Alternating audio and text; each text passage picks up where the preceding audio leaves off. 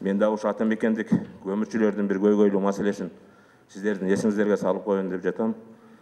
Мына 25 майда өкмөттүн 319 токтому чыккан кышка даярдык боюнча.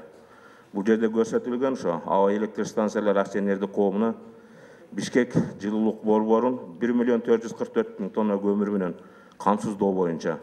Бул жерде 944.000 тонна көмүр сырттан, ал эми 500.000 тонна көмүр ушу биздин ата мекенчи өндүргөн көмүрдү алуу жөнүндө.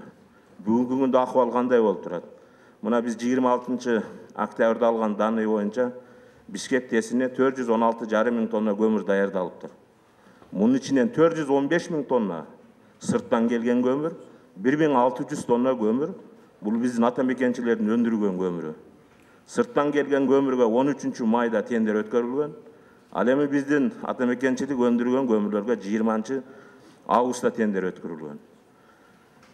Мына эми кыштын бүтүшүнө 4 ай калып атат. Бизде ушундай суроо туулат да, ушу 4 айда биздин ушу ата мекенчилик өндүргөн көмүрлөр 500.000 тонна көмүр менен ушу Бишкек жылуулук борборун камсыз кыла алабы деген. Бул чындыгында нереальный. Бул эмнеге алып баратат? Ушу бизде искусственный тоскоолдуктар болуп, биздин ата мекендик көмүрчүлөргө ушу декабрь айына чейин убакытты созуп, 4 айдын ичинде булардын көмүр аткара албагандыгын билип туруп, биздин ушу кээ бир кызыктар адамдар ушу башка мамлекеттин өндүрүүчүлөрүн колдоо максатында ушу импорттук көмүрдү алып өтө ынтызар экендигин билдирип турат да. Эми муну айтайын дегеним, мен муну изилдеп көрүп, ойлодум, может, ушу сырттан келген көмүр сапаты боюнча жогору, баа боюнча может биздин ата мекенчи өндүргөн көмүрлөргө караганда арзан турабы десем, цифралар башканы айтып жатат да.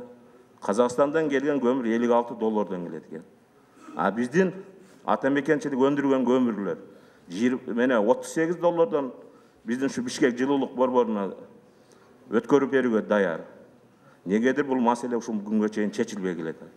Тендер өткөрүлөт, сырттан келген көмүргө импорт деп өткөрүлөт, Кабак бассейнине отдельно өткөрүлөт. Ал эми биздин башка өндүрүүчү, көмүр өндүрүүчүлөр бул тендерге катыша албай калып атат да. Эми рынок шартында баарына бирдей условия коюлуш керек да.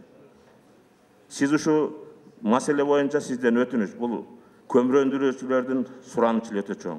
Ушул маселени карап, ушу өкмөткө илигишип, ушу маселени туура чечип берет деген ойдомун. Рахмат укканыңыздарга.